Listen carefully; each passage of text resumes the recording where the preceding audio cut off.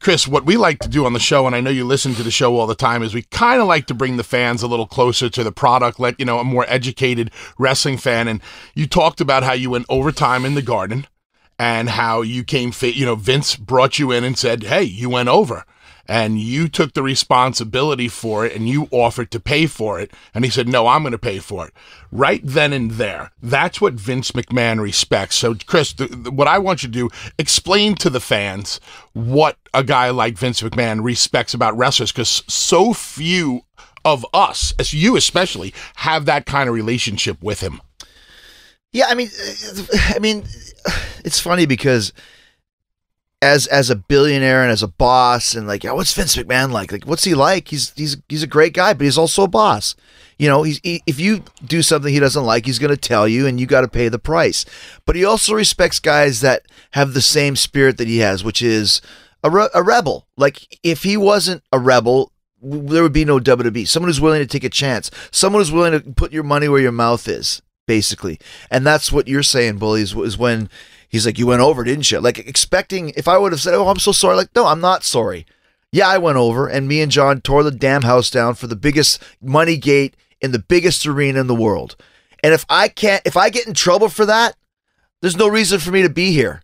And I'll tell anybody. I told Arn that, told everybody. And I think A, that's the way you need to feel, and B, respected it. And C, it's like, I'll give you my year's salary, because if you're going to yell at me for this, then just don't even bother paying me at all. And I think he liked that attitude, that I almost was like coming back at him. And anytime I came back at him for the right reasons, always respected it. And that's sometimes for the wrong reasons. And then there'd be an argument, and then, you'd hash it out. But I can think of many times. There was a time in London where DX was selling glow sticks, like rave glow sticks that glow in the dark. And there was a big brouhaha because the people at the O2 thought they might be used as weapons, and they weren't going to let them sell them. So they finally were able to let them sell them. Once again, main event was me and John Cena. Come to the ring, start doing my promo. Whatever it was, typical heel thing. People are booing. And some dude, lo and behold, hits me in the eye with a glow stick. And he hit me in the eye hard. It pissed me off. And I was like, all right. You want to throw stuff at me? Go ahead. Everyone start throwing stuff at me. Come on. What do you got? And dude, you can go on YouTube. There is a snowstorm of these glow sticks, and they're throwing them. Like, there must have been 100. And I remember being like a ninja, like Sugar Ray Leonard, box them out of the way. Boom, boom. So some of them hit me, but they didn't know what they hit. Seeing music, he came down, whatever. After the show, Sean and Hunter, furious. Why? Because there was glow sticks and they hadn't gone out yet. They had gone out. Oh, okay. Because people were people bought these things for £10 each and threw them away to hit me. Some kid got hit or something, and they gave him a T-shirt, and then Sean's like, I just saved you from getting arrested.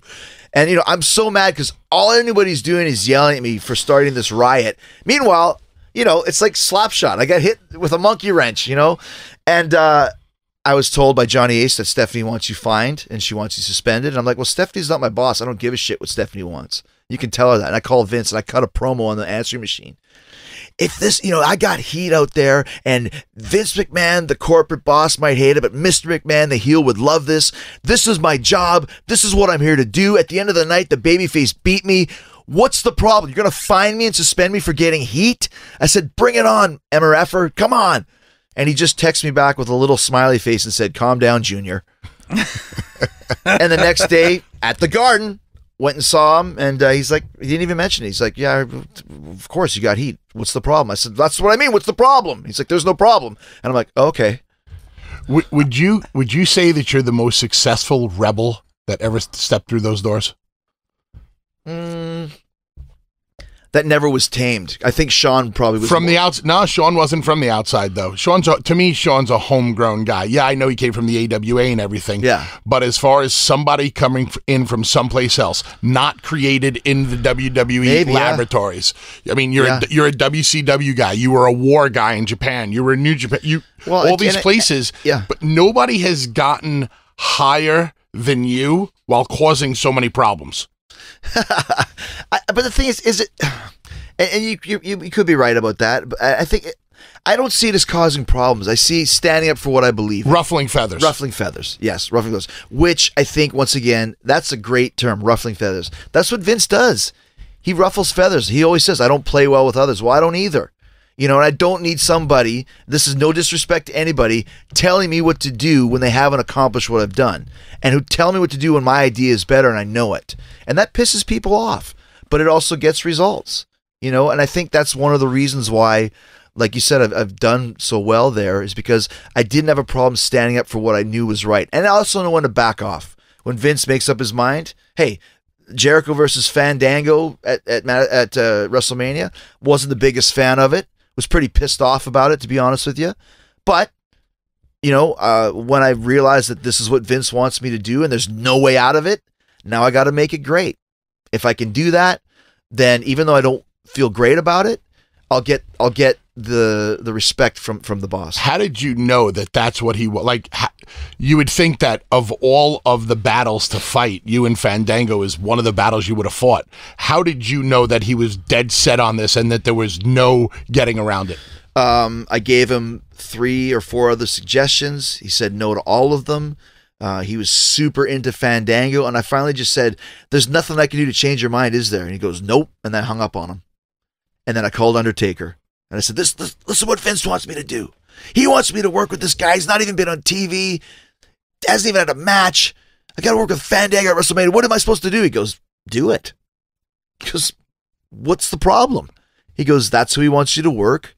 Work him. Talk about Undertaker 20-0 streak at the time. He goes, look, how many of those matches were stinkers? A lot of them were stinkers. The ones at the end were great when he was with Hunter and Shawn and all those guys and Punk, but the ones at the beginning, you know, Giant Gonzalez and, you know, Jimmy Snuka far past his prime, and, you know, Nathan Jones, and he goes, if you go and do your best and get this match over and get this guy over, Vince will respect you more. And even if he doesn't, this is your job. If we go to a Steven Spielberg audition and we get the part, and the part calls for me to, you know, blow my own nuts off and you know, fall down a flight of stairs going waka waka waka, and I go, hey Steve, I don't want to do this. He's like, okay, get the hell out of here, and I'll hire the next guy. And that really was an eye opener for me. And I had 3 weeks to get it over, and I remember the next night on Raw, everyone was chanting his name and singing. Everybody was singing along. It worked. It worked. And I take a lot of credit. So how does a guy like Fandango, who Vince McMahon insists that he goes over on you at WrestleMania so definitively, how does he go from where he was then to where he is now? What happened? I think you can answer your own question, because there's a lot of guys that's happened to. It's, you know, Bret Hart would say Vince plays with his toys until he's bored of them and throws them in the corner. It's not that petty, but Vince saw something in the guy and was super hot on him, and that's your start. And then the guy has to take it and go with it. Now, Fandango's done great with those guys as the fashion police and all that stuff. Like, entertaining. He also got hurt right when he was supposed to win the title, and old school brother like us would win the title first, tell everybody you hurt after. New school brothers are told, you go to the doctor first. He had a concussion. He was gone for a couple months, and then the bloom is off the rose. And I was like, dude, just win the title first, you know? But that's the way we think, and it's probably not the best way to think. But, I mean, he did a great job with that character. He really did. I got a lot of respect for him, and I didn't want to work with him at first just because it wasn't what I was expecting. Working with him was a lot of fun, and watching him, he was great. Just there's a certain shelf life you can do with a character like that. I always say in my head, okay, what's the guy's name? Fandango. Can you imagine, and the new world champion, Fandango? Not really. World champion. Can you imagine this guy and this name as a world champ? And if you can't, you probably answer your own question right there. We were coming up with names of bands combined with wrestlers. So he's not very good at it. He's kind of crappy at it, actually. But like, he was like Mick. He did the Stones. Mick Foley Jagger, Stevie Keith Richards, Charlie Bill Watts, Ronnie Garvin Wood, Bill Goldberg Wyman. Yeah, it's pretty bad. Pretty bad. So I came back with Vince McNeil. That's funny. Nikki Bellix. That's horrible. Ms. Mars. I love Ms. Mars. And Tommy Lee Inch. Lee Inch? Yeah. Oh, you Hall of Famer, legend, iconic games you play. Nikki Bellix. It's amazing. Oh, yeah. Ms. Mars. That's a good one. Yeah, I like that one. First thing I did this morning when I woke up is puked. No, right after that is I put on the Animalize '84 concert, the MTV concert. It's a great one. It's probably my favorite concert. I also like the Kiss Alive 3 World Tour. Yeah, it was great. Yep. There was the video, was it Kiss Exposed, where they had that? Take It Off with all the strippers. Yep. Yeah. But I think for me, the Animalized Tour is still one of my favorite gigs of all time. Like, not just Kiss, but overall. Like, I've watched that video probably 200 times in my life. So, flipping back to wrestling for a second. Obviously, you have signed with AEW. I'm sure you've told the story on your podcast, but for those who do not know, who listen to Busted Open, why AEW and not anybody else? Why did I sign there? Yeah. It all started with this match that we're watching right now with Kenny Omega going to Japan. I never had any aspirations of wrestling anywhere other than WWE. No thought, no interest. Don Callis pitched the idea of Jericho versus Omega. I thought it was interesting because, once again, I didn't know Kenny. I heard how great he was, but he's from Winnipeg. Not a lot of people come from Winnipeg, and I just had a connection with him from that. Did the match, realized that there's another world, signed a 3-match deal with New Japan, told Vince the whole time. And then when it came time to start thinking about coming back to WWE, the reactions I was getting was not what I was expecting and not what I wanted. I pitched a couple things that went to deaf ears, and then All In happened. I showed up there, which was against all my rules. It was like, I'll work anywhere else, but I won't work in the States. And then I showed up there. It was kind of a warning shot, like, hey, I can show up in the States too, dude.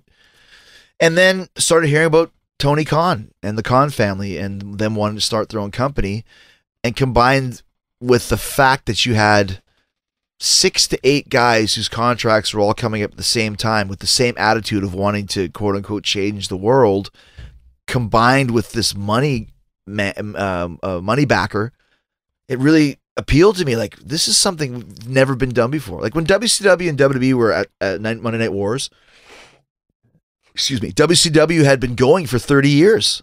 This was an established company, NWA to WCW.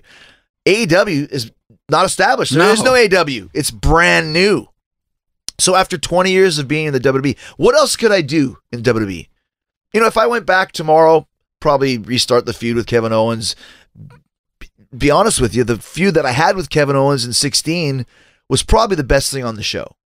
The whole best friends, the whole thing. I mean, it was one of the best things. The Festival of Friendship they had was amazing TV. Right. And where were we on WrestleMania? Second on the card. Yeah. And I was like, I can't, it's the same thing that happened when I was in WCW. I can't get any higher than where I'm at.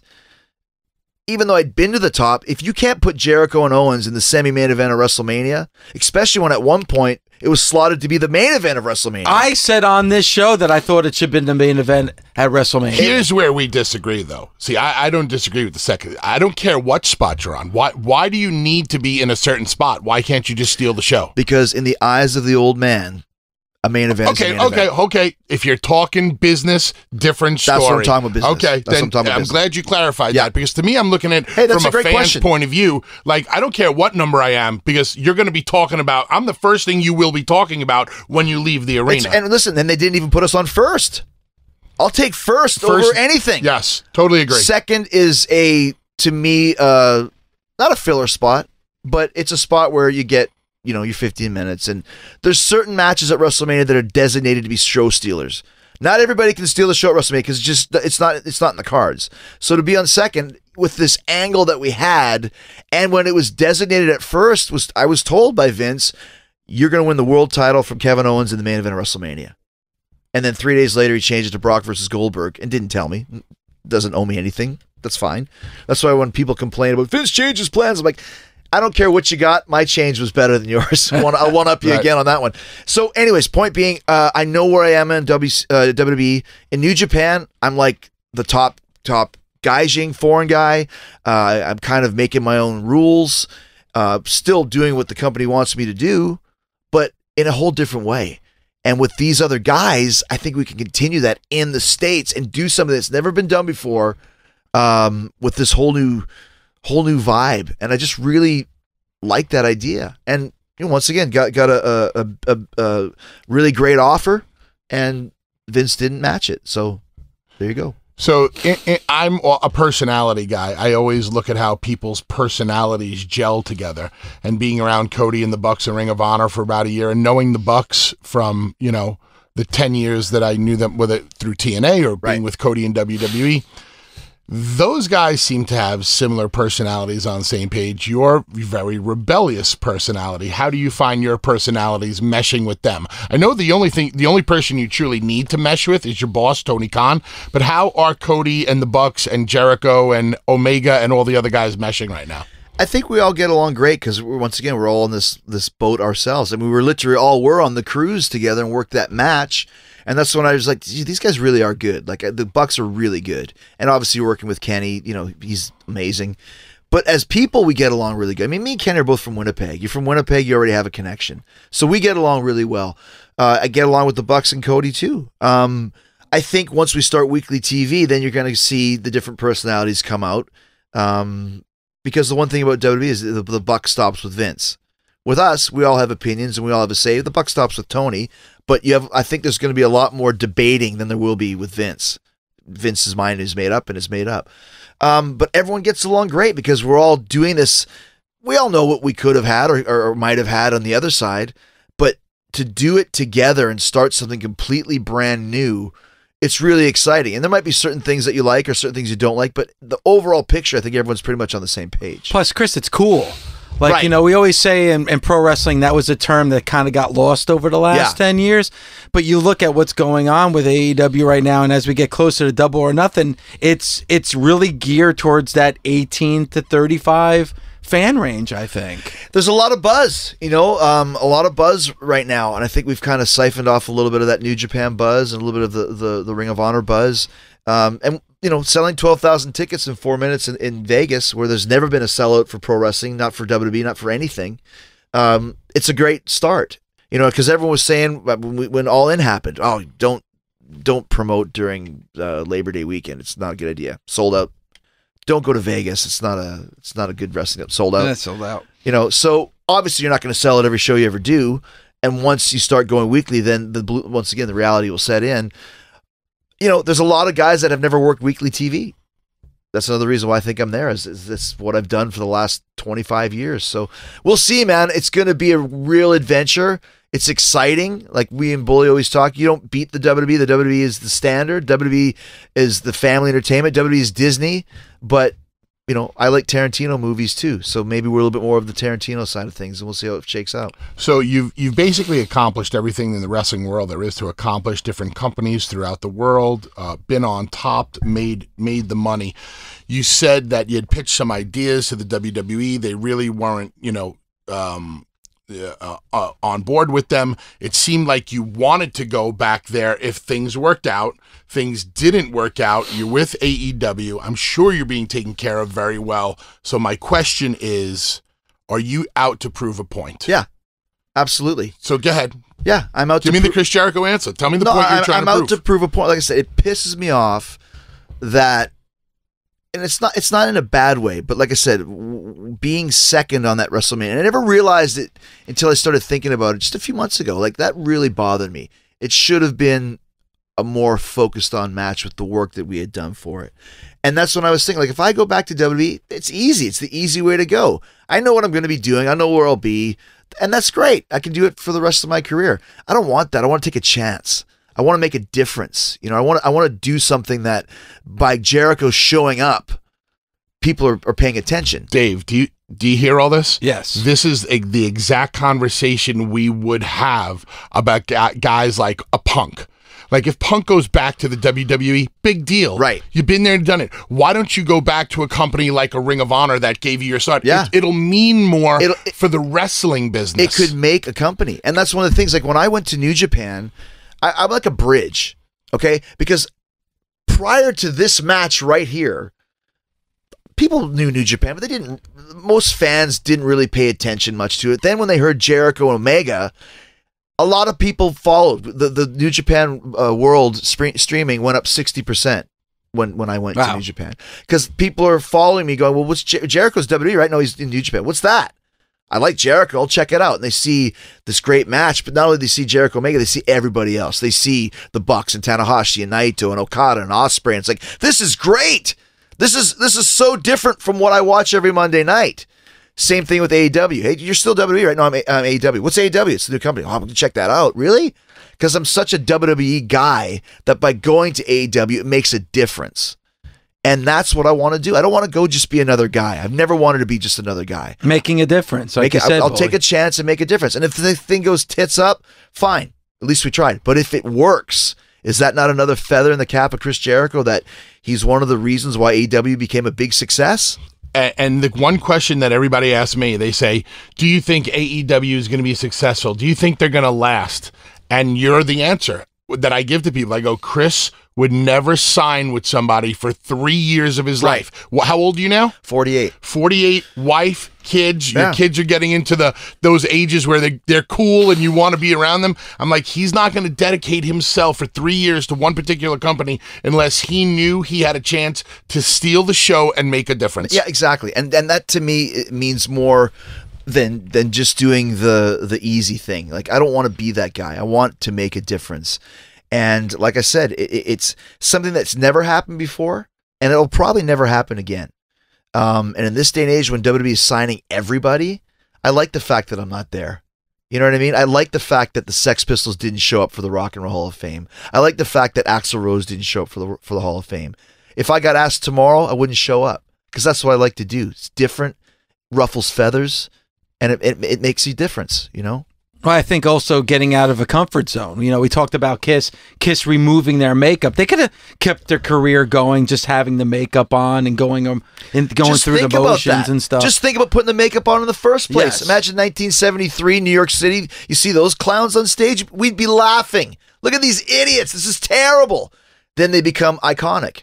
And then when it starts getting stale, they take the makeup off. Can you imagine that conversation? So once again, you always, like I do, relate everything to rock and roll. You have to reinvent yourself, just like Kiss, just like Madonna, just like Bowie. When people said, "Oh, Jericho's like the Bowie of wrestling," I'll take that any day of the week because David Bowie was never the same. He was always good. He was always cool. Some of his music you might not like, some of it you might love, but you respect the fact that he was never the same thing. I like that. And you know, I think you brought the best in your changing.